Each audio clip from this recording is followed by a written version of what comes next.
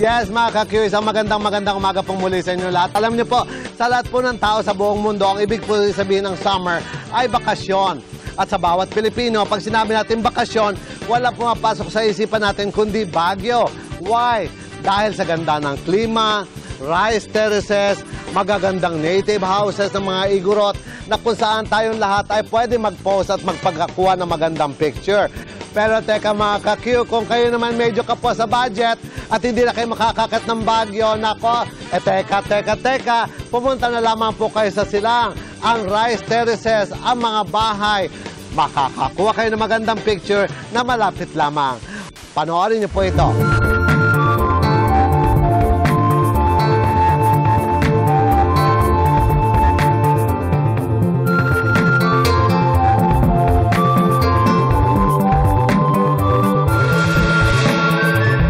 Shambhala ay isang Buddhist term for heaven.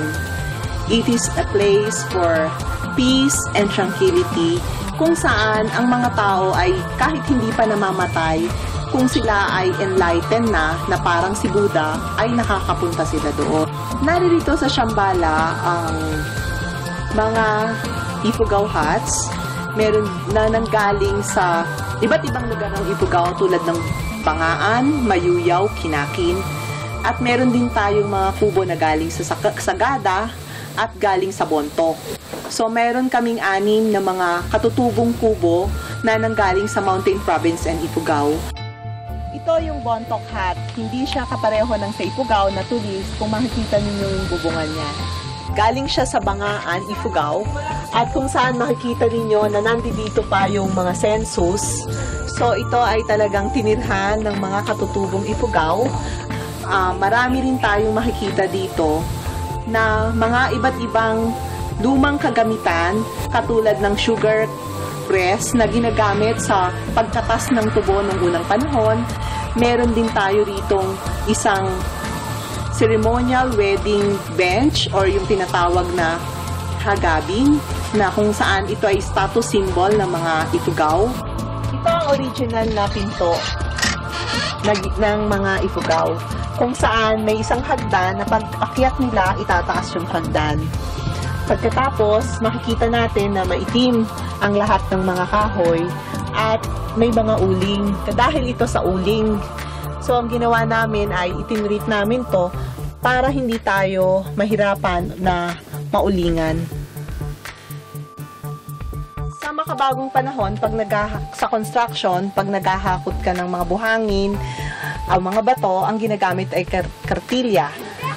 Nung unang panahon ng mga Ifugao sa paggawa ng rice terraces, ito ang nilang ginagamit para yung putik, lupa, bato ay kanilang mahakot. Mga kagamitan, hindi lamang ng mga Ifugao, kung hindi ng mga iba't iba pa ring lugar dito sa Pilipinas. Ito naman ay galing Palawan, hindi siya Ifugao. Isang musical instrument or gong na kahoy ng mga taga Palawan. Ito ang dapay, kung saan nagpupulong ang mga elders, chieftain ng mga Ifugao. Hindi pala pwedeng pumasok dyan ng mga kababaihan.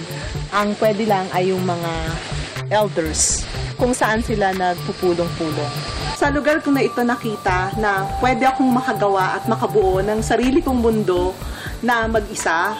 At the same time, pwede rin naman na makasama ko ang mga taong malalapit sa akin, ang aking mga kaibigan. Habang nandito ako, meron akong mga discovery sa sarili ko na hindi ko rin alam. Gustong-gusto ko rin yung mga indigenous art, mga katutubong bagay, katutubong Pilipino.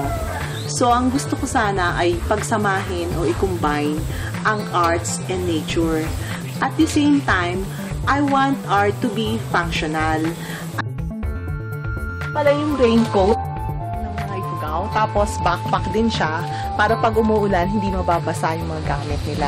Nakikita ko kasi na pag namamasyal tayo sa mga museo, yung mga magagandang bagay na ay mga naka-eskaparate at nakasalamin. Ang gusto ko sana dito sa Shambhala ay yung mga gamit ng sinaunang panahon ay makita natin na pwede nating gamitin ngayon, mahihipo mo, matutulugan mo, mayayakap mo, at parang kasama siya sa pang-araw-araw na pamumuhay. Nung nakita ko kasi itong lupa na ito, meron na akong pakiramdam na maganda na pwede dahil sa slopes niya at sa tanawin at dahil malapit din ito sa Metro Manila, so parang naramdaman ko na dito ko gustong buuin ang Shambhala.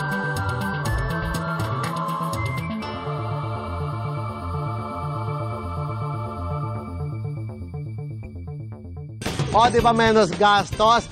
Ang Baguio, nasa silang na. Rice terraces, ang mga bahay, at ang weather, maganda rin. At kung kagandahan ang pag-uusapan natin, naku, tayo na po sa ating Great Hair Day at silipin natin